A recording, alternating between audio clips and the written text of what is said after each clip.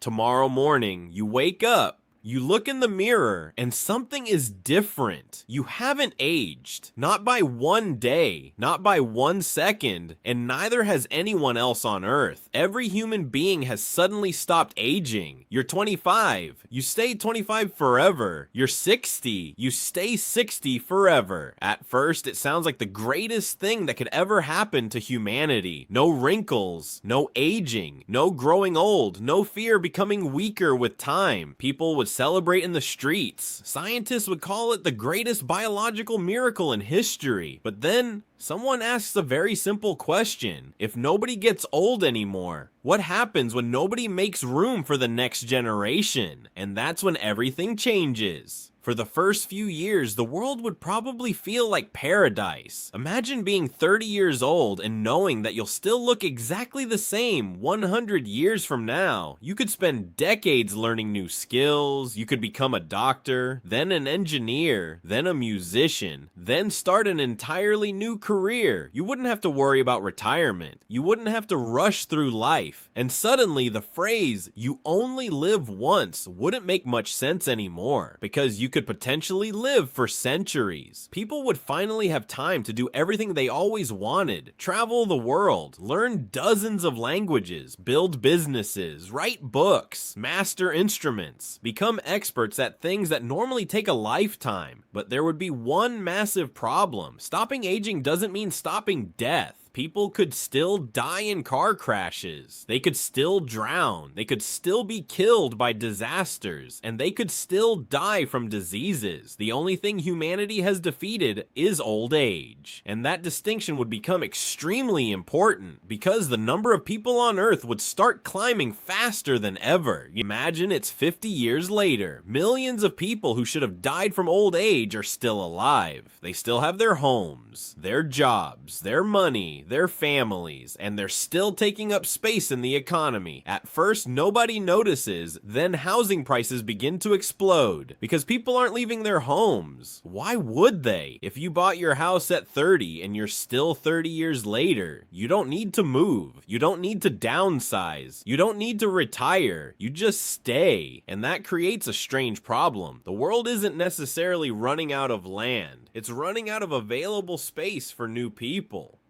Now imagine you're born 70 years after aging stopped. Your grandparents are still alive. Your great-grandparents are still alive. And your great-great-grandparents are still alive. You could have 5, 6, even 7 generations of the same family living at the same time. Sounds amazing. Until you realize something. All those people need food. They need homes. They need jobs. They need electricity. They need hospitals. And they need resources. Suddenly, having a child isn't just a personal decision, it's an economic one. Governments would start asking a terrifying question: how many new humans can Earth actually support?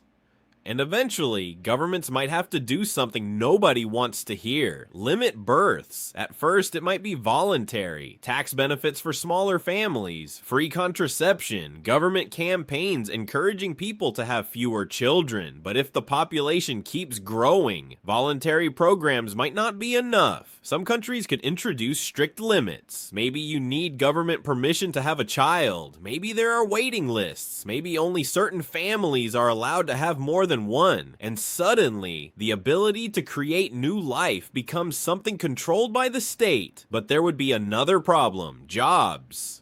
Normally, every year, millions of older workers retire, and younger people take their places. But what happens if those older workers never leave? Imagine a CEO who has been running the same company for 150 years. A politician who has held power for 100 years. A university professor who has been teaching the same subject for 120 years. They aren't necessarily doing anything wrong. They're just never leaving. And that means younger generations could find themselves trapped behind people who refuse to disappear. Now jump forward 200 years. A strange divide begins to appear. The people who were already alive when aging stopped, and the people born afterward. The first group has decades, sometimes centuries of accumulated wealth. They bought houses when they were cheap. They started companies long ago. They invested early. They own land. They own businesses. They own property. And because they're still alive, they're still collecting the benefits. Meanwhile, younger people are trying to enter a world where almost everything is already owned.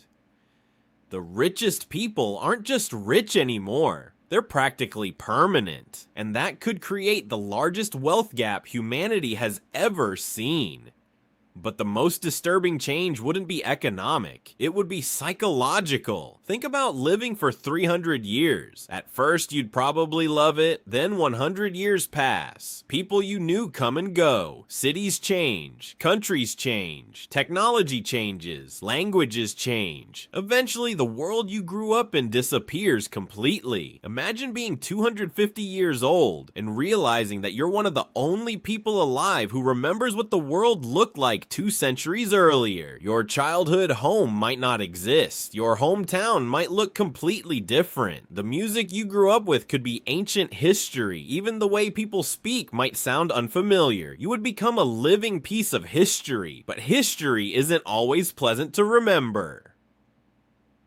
And then comes the strangest question. What happens to love?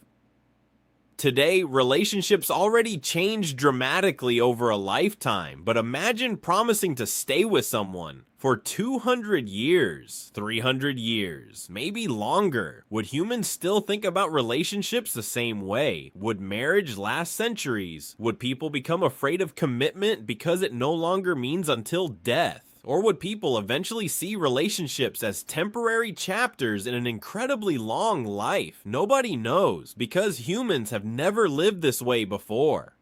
So if humans suddenly stopped aging tomorrow, we wouldn't just get longer lives. We'd get a completely different civilization. A world where the rich could remain rich for centuries. Where jobs might never open. Where housing could become incredibly scarce. Where governments might control who is allowed to have children. And where a 300-year-old human might look at the world and realize that almost everything they once knew is gone. So maybe the real question isn't, what if humans never aged? Maybe it's this. What would humanity become if nobody ever had to make room for the future? Because perhaps aging was never the enemy. Perhaps it was the thing that made the future possible.